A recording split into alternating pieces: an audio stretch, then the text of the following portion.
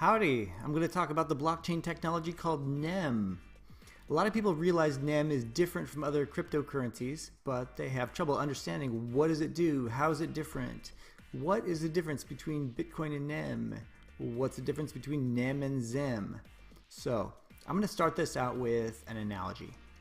So let's say it's the 1990s and you are a surgeon, or maybe you're a drug dealer or just a baller, and people need a way to reach you.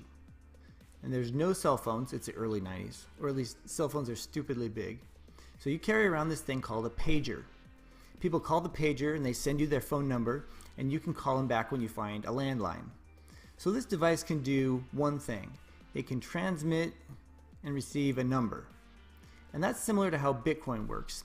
Bitcoin can send and receive a number, and the numbers it sends are called Bitcoins. And that number is the currency.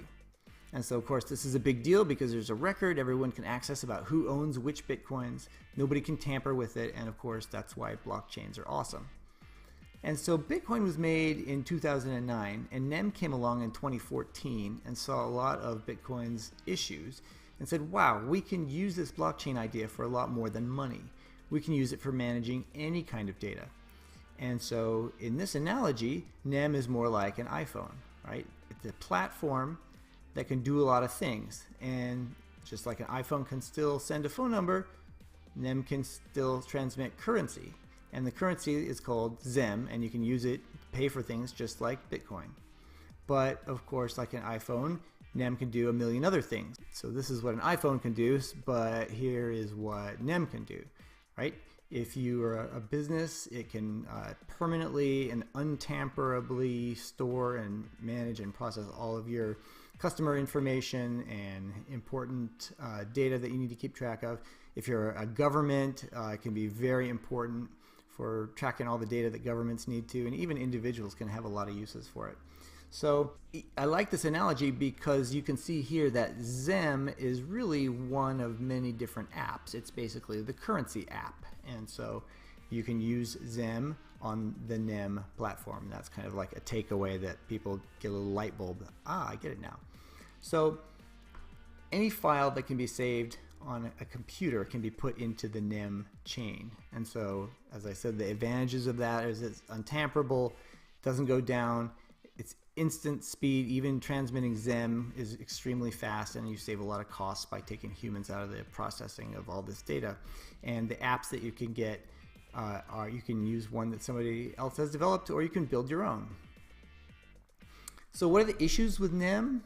Well, where it is right now is only a few test cases have been made for doing all these kinds of data management apps. And so if you use NEM now, it's kind of like getting an iPhone, but hardly any apps have been made yet. So that's probably part of why people have trouble understanding it. Kind of like getting an Xbox when hardly any games have come out yet.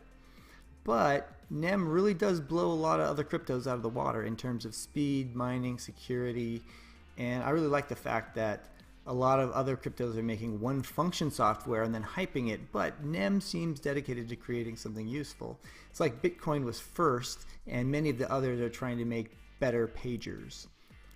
Well, maybe Ethereum is kind of like a flip phone. Ethereum can do a lot too, but NEM is still newer technology, and it's much easier to write apps for it. And there's a theory that if Ethereum could start all over again, they would probably build something a lot like NEM.